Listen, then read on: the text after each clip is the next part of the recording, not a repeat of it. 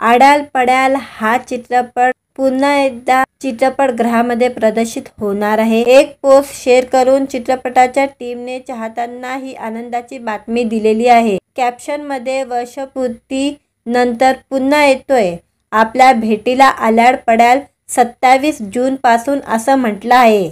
आडाल पडाल चित्रपटाचा घवघवीत यशानंतर या चित्रपटाच्या सिक्वलची घोषणा सुद्धा निर्मात्यांनी केली होती। मात्र तत्पूर्वी प्रेक्षकांच्या प्रेमळ आग्रहाखातीर हा चित्रपट 27 जून पासून पुन्हा चित्रपटगृहात दाखल होतोय। या चित्रपटाची निर्मिती शैलेश जैन आणि महेश निंबाळकर यांची तर दिग्दर्शक प्रीतम एस.के. पाटील यांनी केलेली आहे।